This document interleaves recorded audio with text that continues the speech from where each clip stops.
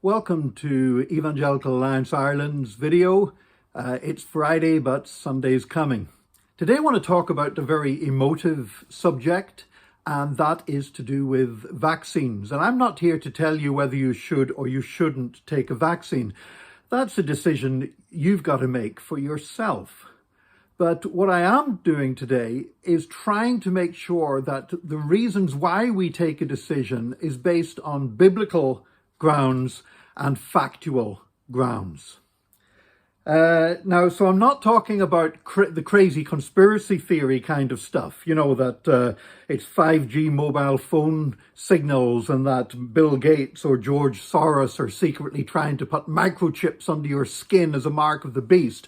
But there are Christians who have very serious issues about whether they should take a vaccine for COVID-19 or not. And a number of people have been contacting me asking advice on this. And I've told them they've got to make up their own minds, but I tell them the factors that influence me. Now, if I was a coward, I would avoid making this video because I know some people are going to get upset because I don't present things exactly the way they would present them. But I do believe that we have a responsibility, and Christian leaders in the church have a responsibility to help people make sound, biblical, godly, wise decisions. Now, when it comes to vaccinations, of course, vaccinations are a part of our society and our life already. When I was a kid, we didn't have as many vaccinations. I remember I was in a family of 4 boys, and we had measles, we had German measles, we had chicken pox, we had mumps, we had whooping cough. I mean, it seemed like everything that came along, we got it, and we all got it. And we all survived it, although there were others that didn't. Some children were greatly affected by these diseases, and some died. Then there was polio. I remember having an older boy that I knew through the Scouts when I was a little boy at the Cub Scouts. And I remember an older boy who had to walk on crutches. And that was because of polio affecting him as a child. And of course, the reason why we don't have smallpox anymore in really anywhere in the world is because of vaccinations developed by Edward Jenner, a Christian physician. And of course, another one would be TB. That TB used to kill thousands of people in Ireland every year, and no longer does so because of vaccinations. Also, there are certain diseases that you have to be vaccinated against if you travel to different parts of the world. So I have a yellow fever vaccination certificate. And if I travel to certain countries, I have to produce that certificate. If I don't produce that certificate, I either have to pay for them to vaccinate me at the airport, or I have to pay for another flight and go straight home. So I have my yellow fever certificate that I carry with me on intercontinental travel as a matter of course. Now, there are some questions that people have about this particular COVID vaccination. For example, why was it developed so quickly when other vaccinations have often taken much longer? Well, there's 2 main reasons for that. One, of course, is equipment.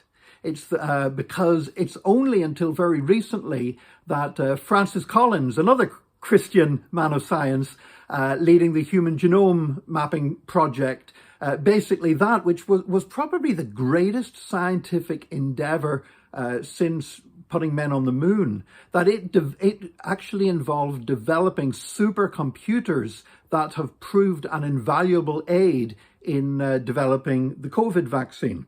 And also the other reason why it's happened so much quicker is because of money. Is because the COVID epidemic is affecting the economies of countries all around the world and wreaking such havoc that they've poured hundreds of billions into developing a vaccine. And if the same money had been put into researching a vaccine for other conditions, I've no doubt they would have been discovered just as quickly. Some people say, well, why do we have no vaccine against cancer? And of course, cancer is not just one disease. There's many different kinds of cancer. But we do, for example, have the HPV vaccine, which is a part of the Irish immunisation programme to protect young girls against developing cervical cancer later in life. Now, some people say, well, does the COVID vaccine change your DNA? And the short answer is no, it doesn't. It contains something called mRNA, which is called messenger ribonucleic acid. And it is basically, mRNA is something that acts as a messenger between your DNA and the part of your body that produces cells. And by sending the right message via mRNA, basically your DNA enables your cells to develop immune responses to diseases. And by putting an mRNA in the vaccine, it means you don't have to catch COVID or even have a tiny trace of COVID in the vaccine to produce an immune response, because the mRNA, it basically fools the cell-producing part of your body to produce cells that have immunity to COVID-19. And basically, that can do that even better than catching COVID can. You can become immune to COVID for a certain period anyway by catching COVID and surviving it.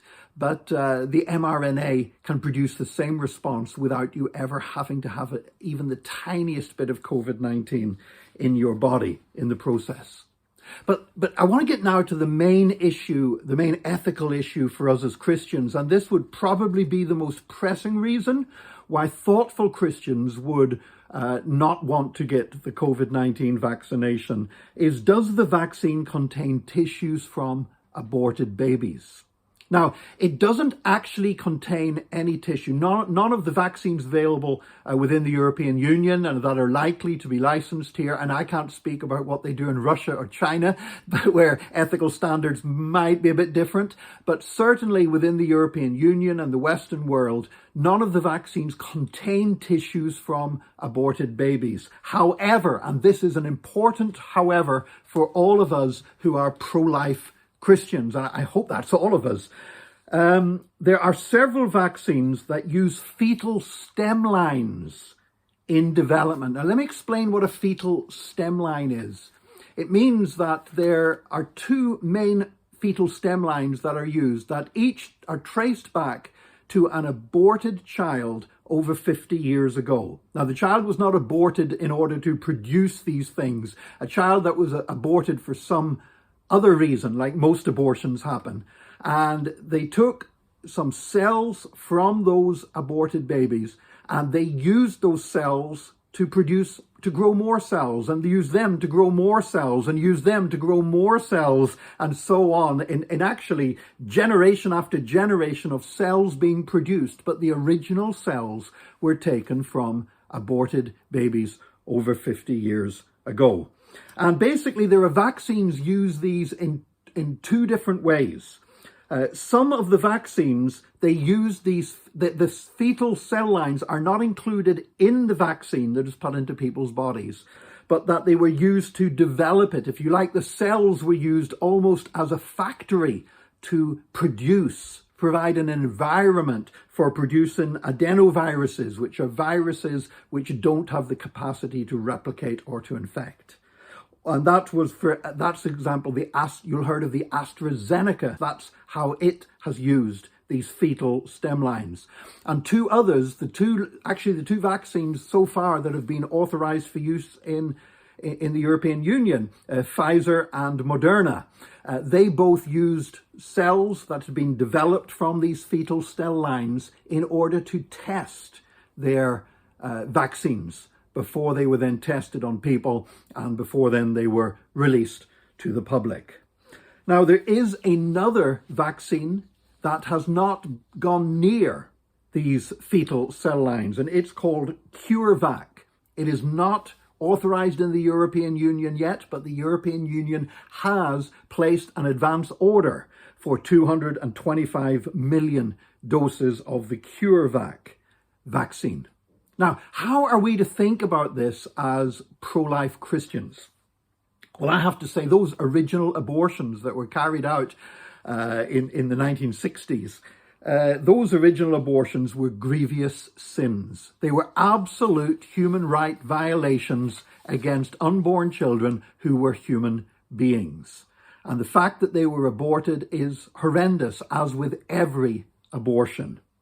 Now, the question for those of us who are pro-life is, how does that historic sin affect our decisions today? And this is actually an ethical question that we face not just in the area of abortion and vaccines, but in other areas as well. For example, to do with slavery. You sometimes hear it's, should white people pay reparations to black people because of slavery, because of the sins that were committed a long time ago, and that produced a prosperity and a greater opportunity that white people have enjoyed in society that has been denied to many black people. And because of that historic sin and injustice, should whites now be paying some kind of compensation to black people? And that is a very live issue of debate, for example, in the United States of America.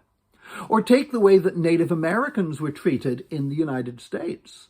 The fact is that the prosperity of the United States was, to a large extent, founded on treaties that were broken with Native Americans and a policy that was carried out towards Native Americans that was basically genocide. Now, I'll be honest with you, I travel to the United States and enjoy being there, and I enjoy the fruits of the system and the economic prosperity. And to be honest, while I look back, I've read history books about how the Native Americans were treated, and it's absolutely appalling. That historic sin hasn't stopped me traveling to the US, but I actually have friends who will not visit the United States, but on principle, because of the historic sin of what was done to Native Americans all those years ago. Another example would be if somebody gave you a Mercedes car, would you drive it? You might say, well, why would I not? Well, possibly because car companies such as Mercedes and Volkswagen, that a lot of their prosperity, particularly during the Second World War, was built upon using slave labor, both Jews from concentration camps and also prisoners of war from the Soviet Union. And they were used as slave labor and worked to death in factories run by Volkswagen and Mercedes. And there are people today who would refuse to drive a Mercedes car because of that historic sin. I know people, for example, who would drive past a Texaco petrol station to buy petrol from other petrol stations because of Texaco's role, both during the Spanish Civil War in supporting the dictator, the fascist dictator, General Franco, and because of the way that Texaco was complicit in providing fuel for the Nazi regime in particular. And so all of these wrestle with this problem of historic sins. And that's where, for me, the biggest dilemma is for Christians when it comes to should we take our coronavirus vaccine. Now, for the Catholic Church, the Pontifical Academy for Life, 15 years ago in 2005, ruled that for Catholics, vaccines developed using fetal stem lines are permissible where no viable alternative is available. But you know what, as an evangelical Christian, I don't have it nice and neat for some institution to make a decision for me. We have to make that decision for ourselves. We don't have a papacy to make it for us. And certainly no denomination or no evangelical organization should pretend that we have the authority to decide what's right or wrong for every evangelical Christian. We have to make up our own minds. Now, I would recommend you to a scientist called Paul Coulter from the Center for Christianity in Society, and you can visit their website at christianityinsociety.org. And if you click on at the top, you click on the menu for articles and for videos, you will find both a good article and a good video on this very subject. And Paul, in his article, to me makes a very good point, which is to do with Romans chapter 14 and Romans chapter 15 about what are called disputable matters. Because in the early church, they had matters that it wasn't black and white, whether it was right or wrong. And it was to do with eating food that had been sacrificed to idols. And some Christians said, oh, well, since an idol doesn't exist and is nothing anyway, there's no harm in doing this. And others said, no, that would be a dreadful sin if an animal had been sacrificed to an idol to then eat its meat in any shape or form. And the Apostle Paul laid down some principles, and Paul Coulter suggests that we should take these into mind when we're making our decisions. And they're basically about faith, love, and unity. So faith, don't do something if you are morally conflicted. Now, I'm not talking about because you listen to somebody on Facebook spreading a wild conspiracy theory. But if after examining the facts, you as a pro-life Christian say, well, I don't think I can take that vaccine. If you don't feel it's right, then you shouldn't do it. You shouldn't do something that you believe is morally wrong. So he talks about faith, but Paul also talks about love. That even if we believe we are free to do something, so for example, if you say, in the early church, if they said, well, I believe it's okay to eat the meat from animals that were originally sacrificed to idols. Paul says you shouldn't flaunt that in front of your neighbor. You should consider that would your actions cause them to stumble. You might feel you have a stronger faith, but does that justify you causing somebody with a weaker faith to stumble?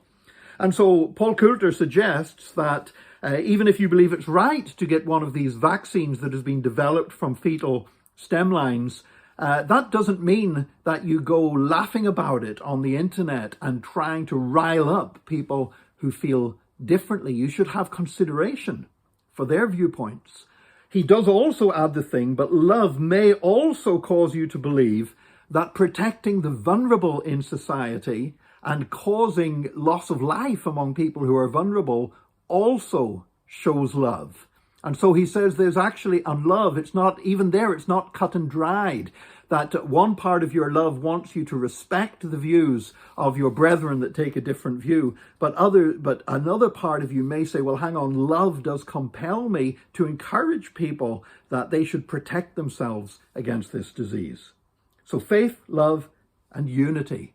And I would say this is most important of all, that whether you decide to take the vaccine or not, don't mock those who believe differently from you. Don't judge those who reach a different conclusion on this. That in itself is probably more ungodly than making the wrong decision about whether to take a vaccine or not. I will say this, that for my own position is that if I am able to get the vaccine that does not include, that was not developed using fetal stem lines, the CureVac vaccine, I really would want to take that vaccine. However, if that is not available in Ireland, I probably will take one of the other vaccines.